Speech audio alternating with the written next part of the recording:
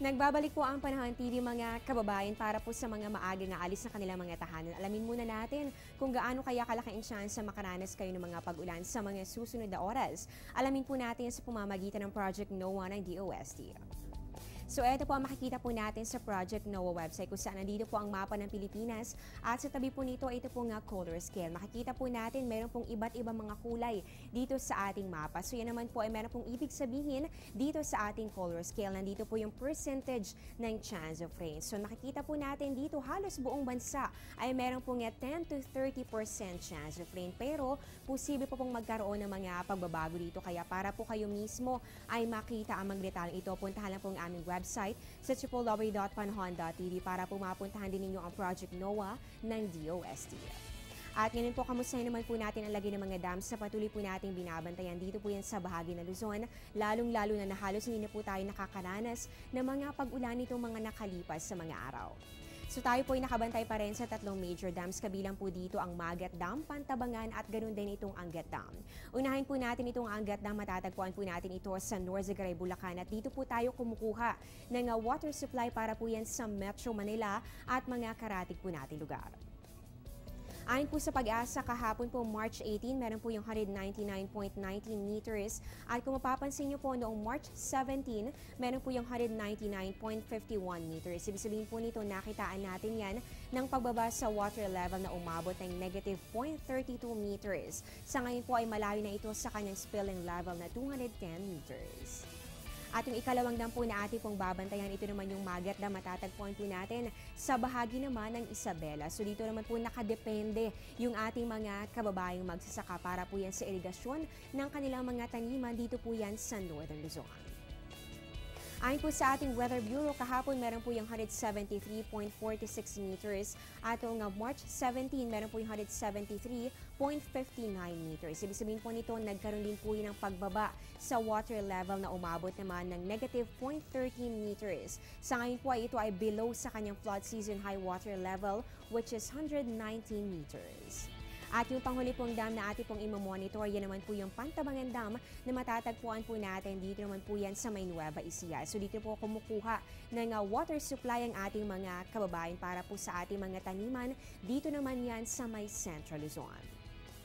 Kahapon po, araw po ng Miyerkules, meron po yung 188.33 meters at mapapansin nyo po na mula sa water level nito na 188.53 meters noong March 17, nagkaroon po yan ang pagbaba sa water level na umabot ng negative 0.20 meters. Mapapansin nyo po napakalayo na talaga nito sa kanyang flood season high water level na 216 meters. So patuloy po kayong tumutok. Dito lamang po yan sa Panahon TV para po malaman po natin ang update ng Pag-asa tungkol po dito sa mga major dams na binabantayan po natin sa bahagi ng Luzon. At ngayon po alamin na po natin magiging mainit kaya o malamig ang ating panahon sa mga susunod na oras. I-check na po natin agwat ng temperatura sa iba't ibang bahagi ng bansa. Unahin po natin dito sa Luzon area para po dito sa Puerto Princesa, meron po kayong 23 to 31 degrees Celsius. Habang dito naman sa Baguio City, malamig pa rin po ang panahon. Meron po kayong 14 to 22 degrees Celsius. Dumako naman tayo sa Visayas, inaasahan po natin dito sa Iloilo at ganoon din po sa Bacolod ang pagkakaroon ng 23 to 31 degrees Celsius at mas mataas naman po ang temperatura dito po yan sa Metro Cebu na meron pong 24 to 31 degrees Celsius. At puntahan naman po natin ang Mindanao area para po dito sa Metro Davao. Inaasahan po natin agwat ng temperatura iaabot ng 24 to 34 degrees Celsius habang dito naman sa mga kababayan po natin sa Cagayan de Oro mababa na po ang 21 to 31 degrees Celsius pero mas mababa po ang temperatura dito sa May Zamboanga na aabot naman ng 20 to 34 degrees Celsius. At ngayon po dumako na po tayo sa lagay ng panahon sa selected areas ng bansa. Sa Rojas, Capiz, meron po kayong 24 to 30 degrees Celsius. Habang dito naman sa Catbalogan, Western Samar, meron po kayong 20 to 30 degrees Celsius. Dito naman sa General Santos City, meron po 22 to 35 degrees Celsius. Inaasahan po natin ang magandang panahon ngayong araw. At dito naman po sa may Surigao del Norte, asahan po ninyo ang 20 to 31 degrees Celsius. Kapareho po ng inaasahan dito yan sa may Tagbilaran, Bohol.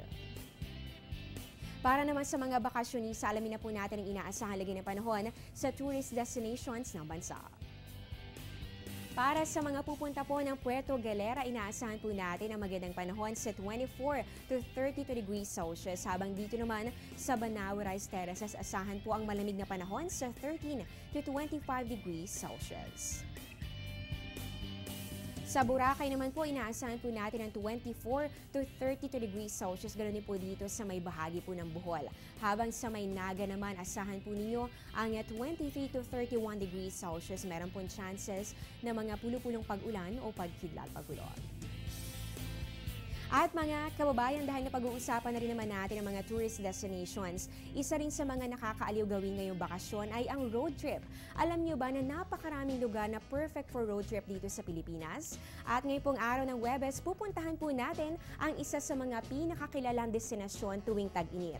Yan ang Baler Aurora. May kalayuan po ang biyahe na posibleng umabot hanggang 6 na oras. Pero kung fan ka naman ng surfing, aba siguradong worth it naman yan. Mamamangha ka sa Sabang Beach na isang paraiso kung ituring para sa mga surfers. Pero kung hindi ka naman mahilig sa surfing, perfect option rin ang pagtatampisaw sa Digisit Falls. Ganun po dito sa may Dikas Salarin Cove o kaya naman po ay dumayo rin sa Maria Aurora kung saan matatagpuan naman ang gahiganting puno ng balete na tinatayang nasa 600 taon na. So yan po, isa lamang yan sa mga lugar na tama-tama po for road trip dito mismo sa ating bansa. At para po sa ating special weather forecast para po sa Baler Aurora ngayong araw, ayon po sa Pag-asa, inaasahan po natin ang pagkakaroon ng magandang panahon. So perfect ito para sa mga bakasyonista. Meron pong inaasang agwat ng temperatura ng aabot ng 23 to 32 degrees Celsius. Magbabalik pa po ang Pangha TV pagkatapos ng ilang mga paalala.